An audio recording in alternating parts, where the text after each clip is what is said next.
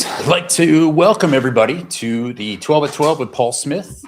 I'm a real estate agent, entrepreneur, owner, co-owner of 12 Rivers Realty, business partner and title company, just trying to really kind of vertically integrate every part of real estate and development at this point, as well as invest in a couple restaurants, one of which has been named in the Michelin Guide twice, called Toshicon. If you guys would like a reservation, hit me up. As you guys know, typically we start out, I got to do a little photo session here. So here we go.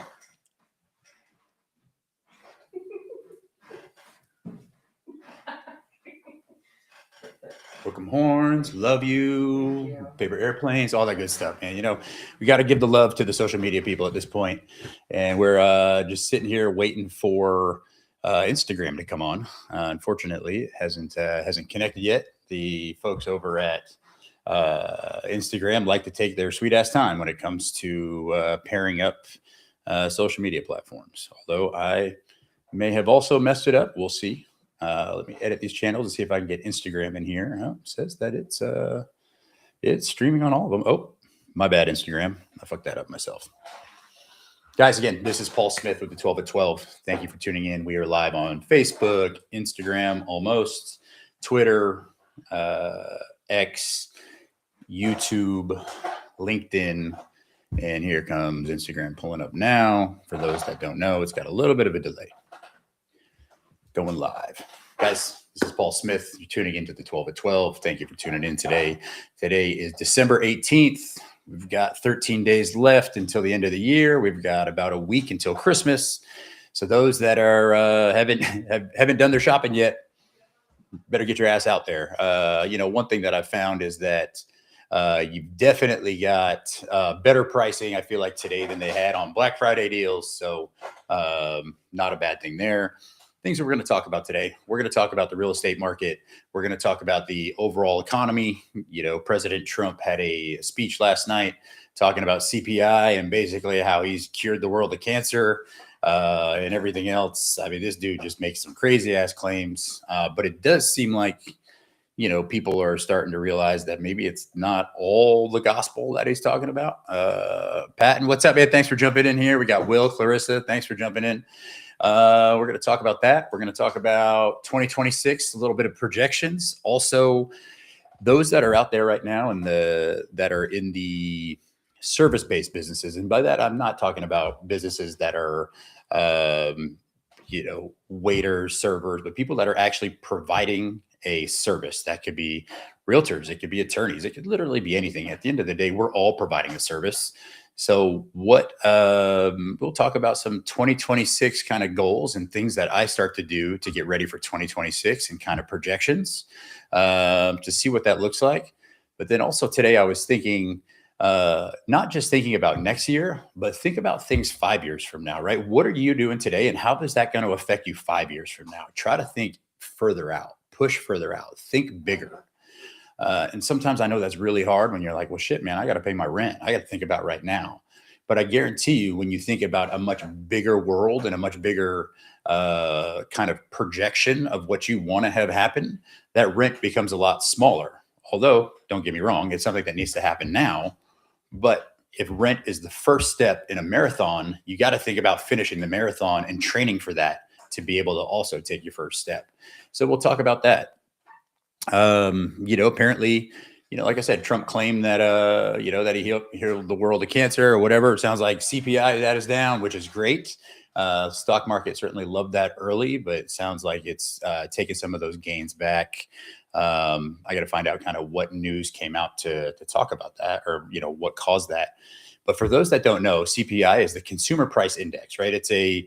It's basically a basket of items that the government looks at and kind of the Fed looks at as well, is to say, where is inflation at, right? And a lot of the reasons why we are currently in the economic situation that we're in is because of inflation, right? And so, at one point, inflation got up over 9% in 2022, and that's why the Fed started to do what's called quantitative tightening, where they started to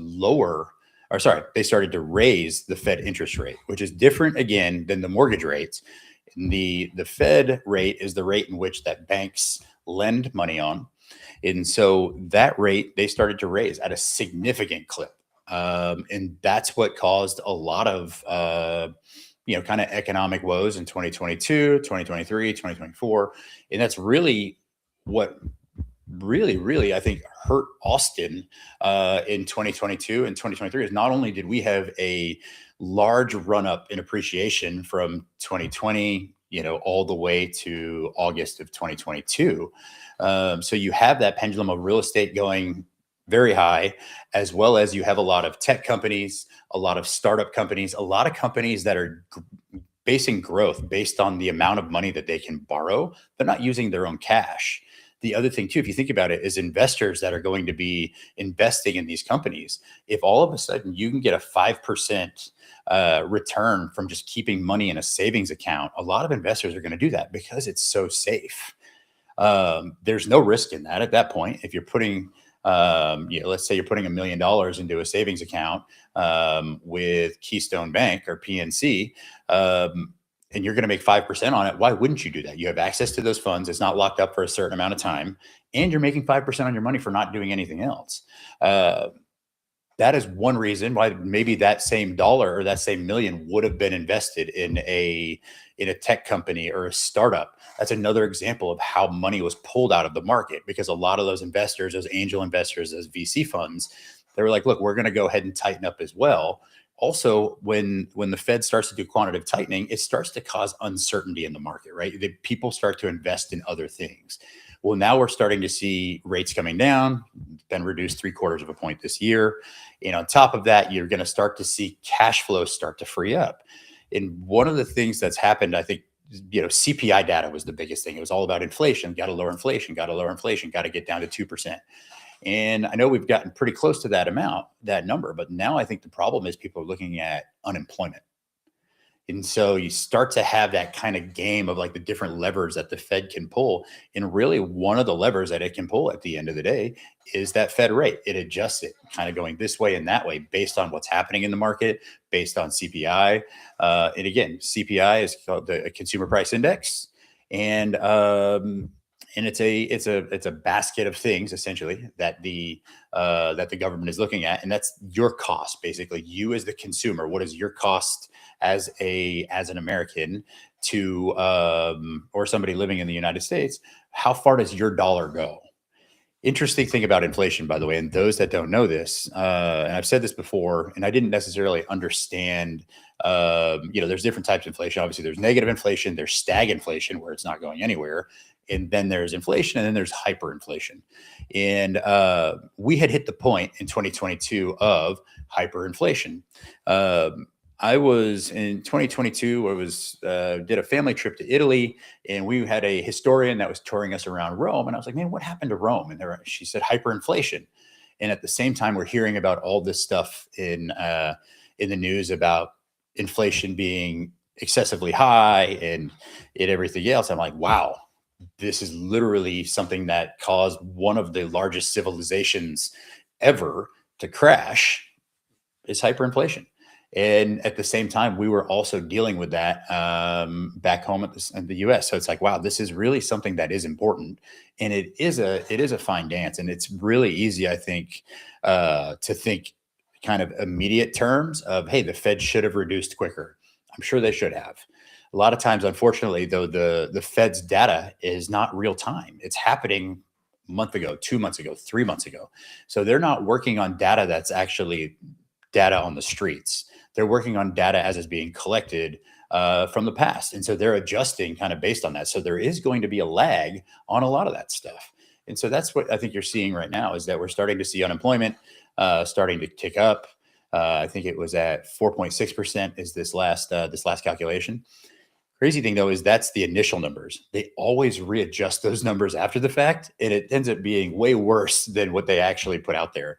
Hopefully that's not the case here. But if we start to see unemployment tick up, I think what we will see, hopefully, being somebody that hires a bunch of labor and a bunch of other things as well. So kind of selfishly, we start to see that pendulum swing the other way, where all of a sudden employees are not out there saying, we have to work from home, we have to work for this price. It's like there has to be a balance. There has to be a give and take. Employers just can't continue to take it and get beat up and take it over the, just get beat up in this case. Because what's going to happen is we're going to start outsourcing talent. That's what's going to happen. All of a sudden, we're going to hire somebody from Nigeria. We're going to hire a VA. We're going to hire this. We're going to hire that. And so there's got to be some sort of a give and take there. And I think that's what's happening now. Is you'll probably start to see the pendulum swing the other way for unemployment, where you'll start to see that. We'll see if it ticks up past 4.6. My guess is it probably does. And then you'll have to see where the Fed will start to do what's called quantitative easing. And quantitative easing is something that's happened in 2001, and the dot-com bust happened in 2008. And so that's all of a sudden the Fed is injecting money into the economy, right? And that's to keep the economy going. And like I said, I don't envy anything that's happening on at the Fed level, honestly, especially with everything at the presidential level as well, of just like blatantly calling the guy out for not doing his job right. Dude, that's got to be tough. Would not want that guy's job at all, by the way, but shout out to him for at least staying in there, because I had said fuck it a while ago. But that's part of what we're seeing. That's part of what we're going to see kind of going into 2026 as we start to see things that's going to be more on the quantitative easing side. You're going to start to see more kind of risk on assets kind of start to flourish, right? You'll start to see, I imagine right now it's down quite a bit with Bitcoin, but I'm assuming it will probably go up. Now we'll see if we're going to enter into a bear market there. Also, when you start to get into things like quantitative easing, you start to see interest rates coming down. Because one of the things that they do is the Fed will start buying either mortgage-backed securities, which is what it did from 2020 or 2008. Basically, the Fed bought up the majority of the debt at that point that was in the mortgage-backed security world because of the bust that happened. But what that did is, because now the U.S. government was the number one buyer, it kept those rates down. Well, if the government's not buying mortgage-backed securities, now it's going out to the market, and then the market's going to dictate what the price is at that point. And that's potentially what has been keeping rates up, right? Because typically when you start to see the economy go down or start to be bad, you start to see things like we're seeing now, where interest rates drop, quantitative easing starts to happen, and all of a sudden mortgage rates come down as well, because that's tied to what's called the 10-year treasury. Well, the 10-year treasury is ultimately a bond that is bought by a lot of times like other countries, right? So China, Japan, Europe, all buy a lot of the U.S. bonds and 10-year treasury. Well, if they're worried about what's happening in the U.S. economy, they're not buying that. So now all of a sudden you have less buyers for that. So we have kind of this perfect storm in a lot of ways, where you're seeing unemployment go up, you're seeing quantitative easing happening, but you're not seeing mortgage rates come down yet. And so I think whenever mortgage rates come down, there will be a spike in the market, because I do think people, they do want to buy ultimately. And I'll tell you this, man, if you don't buy at some point, you're going to get priced out. I think that's the absolute truth. I think, and doesn't matter which market you're in. Let's say you're in Kansas City, for example, and Kansas City is now starting to get a decent amount of data centers. You're starting to see a lot of growth in a city like Kansas City. Right now, you could be let's say you're a teacher in Kansas City, you can buy a home, and let's say that home is right in downtown. Well, let's say over time that real estate starts to appreciate, but it's appreciating higher than your salary. Now, all of a sudden, maybe 5 years from now, you have to be right next to downtown. In another 5 years, you're 5 miles from downtown. In another 5 years, you're 20 miles. In another 5 years, you're in Liberty Hill. That's what's happening. Like, you got to stake your claim. And that, to me, is that snapshot, right? That's what kind of freezes you in, because at that point, your price point is frozen in, but your property taxes will probably go up over time. Yes, that's right. But typically property taxes will go up to match the inflation of the property taxes will go up on the inflation of your actual income, whereas real estate will probably go up significantly higher than your income. Because if you're getting a 5% bump in your pay rate, but your real estate's going up 5%, if you're both making 100,000 a year, that works out. But if the home that you bought is 500,000, now all of a sudden your house is going up 25,000 a year, but your pay is only going up 5,000. So I think that's something that you want to potentially think about. And again, if you're looking at buying, like I said, that's when you're putting your stake in the in that neighborhood, in that area. So that way there, you will be able to stay in there. Because again, as real estate and land appreciates over time, you're going to end up being further and further out. Oh, look at who it is. Denise Smith. For those that don't know, it's December is Denise's birthday and Jesus Christ. So, they're both really high up there for me. So happy birthday, babe. Obviously it was about 13 days ago, but we're still celebrating. And she hit her goals for her company as well. Yeah, used to it. She said, sorry, I'm late. I'm like, no, duh. She's always got something else cooler going on than anything I'm doing pretty much, but that's okay. All good there. Guys, that's that's kind of one of my thoughts on 2026 is that you're going to start to see kind of more government money injected in. What I would say is really start to watch unemployment. Because unemployment also is not something that, right? It's safe. It's 4.6. That's for the U.S. average. Denise says she's very busy. 4.6 is the average for the U.S.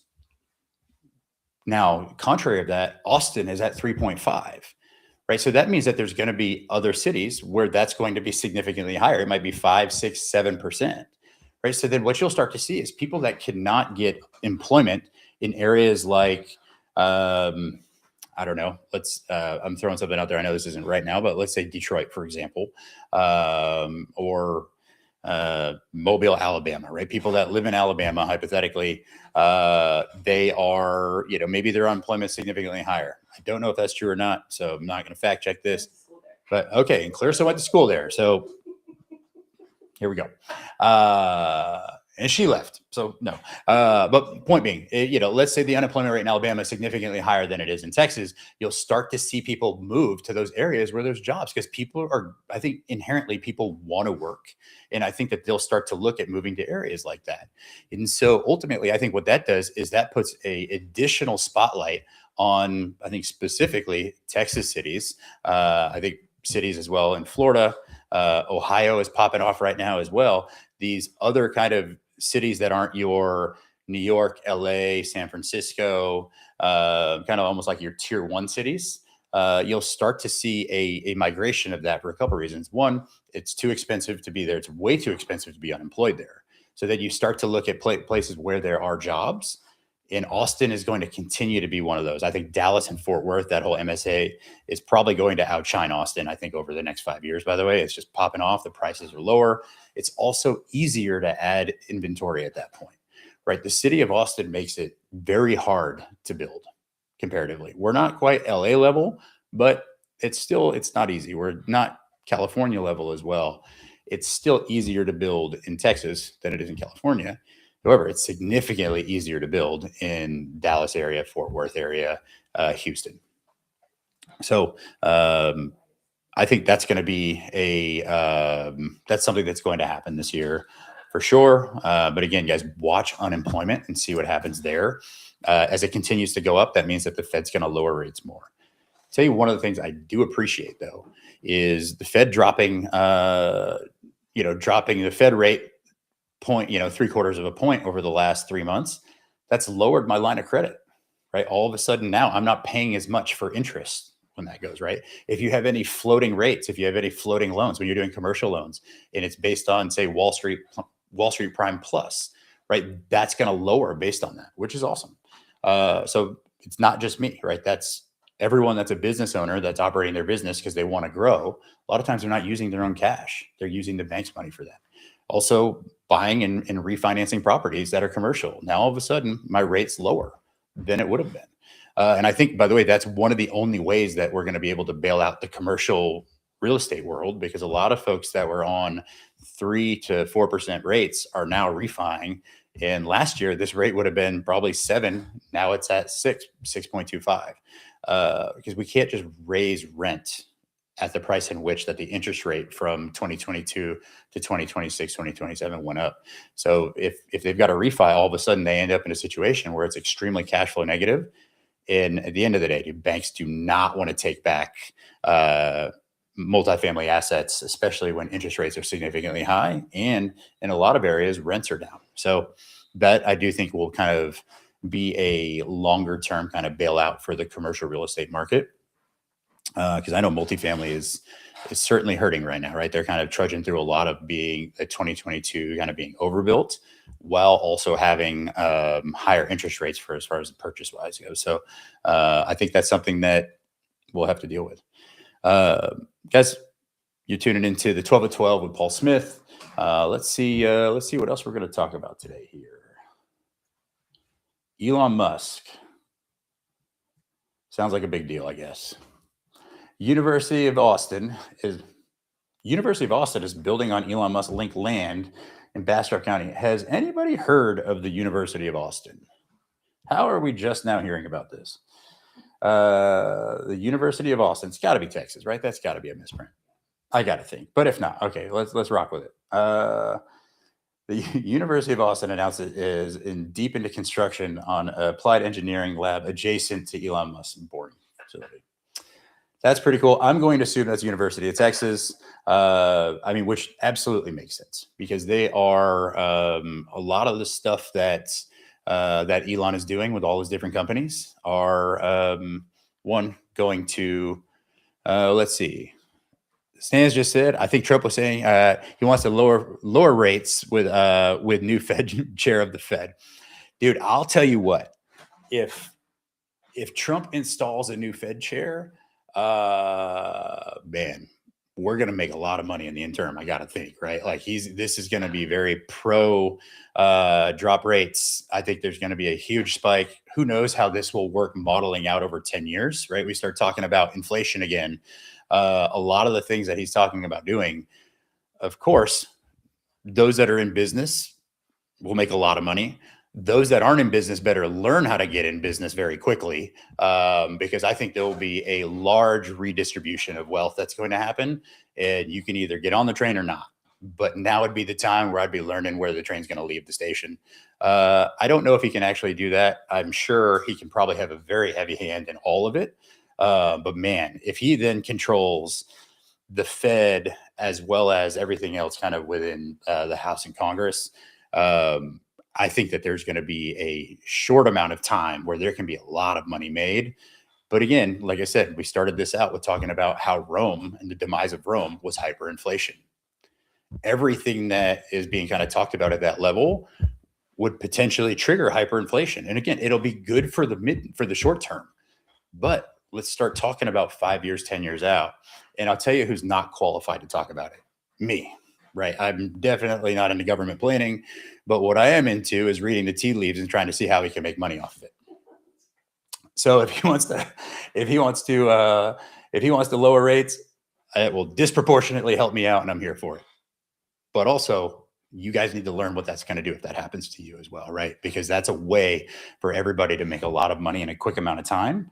Look, here's the thing, right? If anything that happens within the Fed within the Fed, it takes about 6 months for that to happen, right? If it takes the Fed 3 months to even just get information, if they lower it, let's say they lower rates 0.25%, it's going to take time for that to trickle down into the economy, right? It's going to take time for those funds to get into the economy. Let's see. Stan says, been looking for a house in Austin, but hoping that January will lead to more listings. Yeah, man, I think that's the absolute truth. January will lead to more listings. I think that buyers right now, there's less homes on the market in December. December is historically one of the slowest months for homes going under contract. That's why January tends to be the slowest month in the year as far as closings go. Because right now, a lot of people, they're on vacation. They're not looking for a home. They're saying the exact same thing. Been looking for a house in Austin, but hoping January, more listings will come on in January. A lot of sellers are also like, look, I'm going to list at the first part of the year. That also means that there might be more buyers looking to list at that time as well. So I think historically, if you look at real estate, typically putting something under contract in December as a buyer could be very advantageous. It just might mean that there's not as much out there. But having said that, I think there's things that you can do to start to like uncover stones for those that would be looking to put their property on the market in January. Specifically, if you're tapped into certain areas, right? There's definitely off-market networks. There's neighborhood groups, stuff like that, right? Jumping into a Facebook group, specifically looking for investment, or if you're looking to buy in, let's say, Shadow Glen, jumping into the Shadow Glen Facebook group and saying, hey, I've been looking to buy in the neighborhood for 3 months. Is anybody interested in selling? Oh, Tim Landy's in the house, by the way. Shout out to Tim. Let's see. Stan says, yeah, I was trying to have leverage as a buyer for sure. I think the longer that something's listed, the more leverage you're going to have as a buyer. Also, if there's less people seeing it right now, if there's less buyers looking, and if I'm a seller, I've been on the market 60 days. I just hit December, and I haven't had a showing in 2 weeks. I start to get a little worried, right? And then all of a sudden, you might be that one showing, and guess what? Now you've got leverage. Oh, we got Hot Tim in the house, by the way. Hot Tim. Those that don't know Tim Landy, he's one of the co-founders of Landy Frost Group, and just has such good hair that he didn't even put on a PT50 hat yesterday. So, Tim, hope you and Britt are well. Give old Luke a hug for us. Love that. What are your thoughts about Easton Park and having issues with the land being clay for foundation issues? Man, I'll tell you what, Easton Park is having the same issues that just about all of Austin has, right? In Austin, we've got 3 different types of soil, 3 different types of soil compositions, right? If you're looking at a map right now, if you've got kind of going down Mopac west out towards Southwest Parkway, Dripping Springs, you start to get over what's called the Balcones fault line, which is typically going to have limestone. Underneath that, you're going to have the Edwards Aquifer. So typically in that part of town, you're not going to have as much of foundation issues, right? Because you're actually built on stone. If you're going east of that out towards 290, even kind of south of that into 78704, 78745, Kyle, Buda, kind of Lockhart, but then starting out pushing towards Bastrop, you start to get into a different type of a soil composition. But if you're out in that area, same thing with Pflugerville, Round Rock. By the way, it's great farming soil, right? That's one of the reasons why people moved here back in the day, is because it was a very nutrient very nutrient rich soil composition. And that's why farmers loved it. However, it is horrible for slabs and foundations. That's why you didn't see a lot of homes built before in the 70s and 80s, they were building foundations with rebar.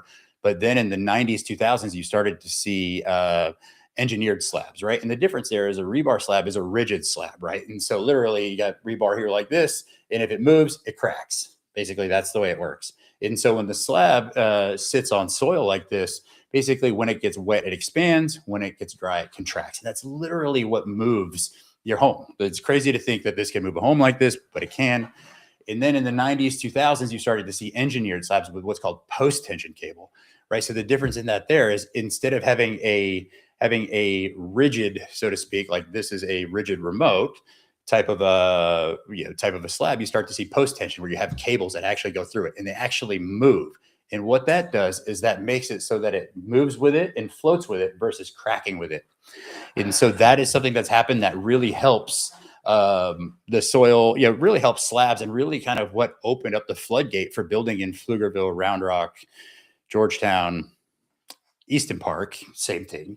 And the third soil composition, as you get out towards Bastrop and where you start to see kind of more pine trees, is like more of a sandy type of a soil composition, right? So you start to see trees that don't have to go as deep rooted. And so that's where you'll see that third composition. Yeah, dude, I think anything that's built on the east side, just know you're probably going to have, some sort of a foundation issue at some point potentially, but there are ways around it, dude. 1, installing gutters. 2, making sure that you're controlling the water around your slab, right? Because over time, if you don't have gutters, the water is literally, it's coming off of your roof and hitting right next to your foundation, which is a horrible thing if you start talking about having a soil that expands and contracts based on water, right? And so the things you can do there, 1 is make sure that the slab is high enough from the soil. Then also start to have it where it's grading away from it. So the water's going away from it. You can also, I've seen people do it where they'll water around their slabs to make sure that it's the same thing every time. So that is something there, if you're looking at Easton Park, that I would definitely pay attention to. Because if you don't do that, what you want to do, if you're buying an Easton Park from new construction, look to see what actually voids your foundation warranty. Because that might be something that does that if you don't adhere to that properly. Because again, in Texas, it used to be called the 1-2-10 warranty. Now it's the 1-2-6 warranty. And You got to think when the TRCC was intact, they put 1-2-10 because at about 10 years is probably when shit started to go really bad. Now in Texas, and looking at it too, at a lot of these high rises, it's 6 years, right? So whoever the lobbying community did made it so now it's a 1 year on basically bumper to bumper craftsmanship, 2 year on parts and mechanical, and 6 years on structural. Stan said would like the I'm guessing he was probably thinking St. Nicholas area. Just not a lot of homes popping up. That's a guess, but yeah, man, I think the neighborhood, I hope the neighborhood that you're talking about is over off of East 35 in Stastny area is my guess. But let's see. Tim Landy says, builder in Easton Park told me that the homeowner is placing river rock along the side of the house so water can avoid the foundation warranty. Can void it. Oh, wow. Interesting. I didn't even know that. It's placing river rock along the side of the house for water, and that can void the warranty. Again, that's a great point. I think sorry, I thought you were being facetious there, Stan. Man, Tim actually lives over in the Circle C area, over in, well, I'm not going to say where he lives, but over in that area. I don't want people stalking Tim because Hot Tim gets stalked already. I don't want to put his address out there. Dude, I think Circle C is a great neighborhood. There's not a lot of homes over in the Circle C area that are popping up. And the reason for that is because they just can't add a lot more of them at the end of the day. And so if I'm looking to buy, personally, I want to buy in an area where they can't make more of it. That's where you start to see a little bit more of like a hockey stick type of appreciation versus Easton Park, right? You can continue to add homes in the Easton Park area. Don't get me wrong. They're able to add at more of an kind of an affordable price point because the cost to build, and you're able to add more inventory to meet supply and demand at the end of the day. Guys, I would definitely, Tim brings up a good point, by the way. Definitely read and talk to the builder about what voids your foundation warranty. Also, look at what could potentially void your window warranty, right? So putting a film on your windows could potentially void it. And a lot of times with windows, you're going to have it where you get what's called fogging, where the seal in the window lets go and the gas in the window lets out. Doesn't mean that the window's broken anyway. It's just you're going to start to get condensation in there. And it's just something that's just not, it is aesthetically not pleasing. Yeah, however, the window is still functioning. Guys, again, this is Paul Smith with the 12 at 12. I've gone a little long, but thank y'all for tuning in. Appreciate you guys. Thank you so much. Be good.